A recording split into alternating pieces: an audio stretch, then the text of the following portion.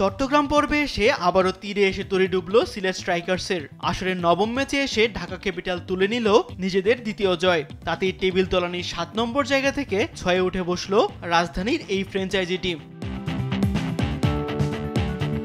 এর আগে চট্টগ্রামে টসে জিতে ব্যাট করতে নেমে তানজিদ তামিমকে সাথে নিয়ে স্কোরবোর্ডে ২৮ রান তুলে ঢাকা। তামিম ২২ রানে টিপু সুলতানের শিকার হয়ে ফেরেন সাজঘরে। কর্জে কিংবা মোসাদ্দেকও টিকতে পারেননি বেশিক্ষণ।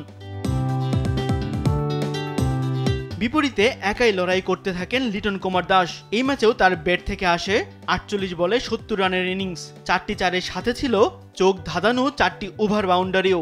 শেষে সাব্বির রহমানের ২৪ ও থিসারা পেরেরার ৩৭ রানে ভর করে ৬ উইকেট হারিয়ে স্কোরবোর্ডে ১৯৬ রান তোলে ঢাকা ক্যাপিটালস। বড় লক্ষ্য তাড়া করতে নেমে ৩ রানে আউট হন ওপেনার জর্জ মুন্সি। ব্যাট হাতে এদিনও ব্যর্থ হন জাকির হাসান, করেন ৮ রান। তবে অ্যারন জোন্সকে সঙ্গে নিয়ে দলের হাল ধরেন আরেক ওপেনার রনি তালুকদার।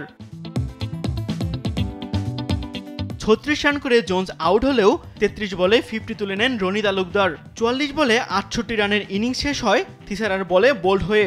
শেষ ওভারে সিলেটের লক্ষ্য দাঁড়ায় ২৩ রান। প্রথম ২ বলে ১০ রান করলেও সামিউল্লাহ শেনওয়ারি পারেননি সিলেটের জয় নিশ্চিত করতে।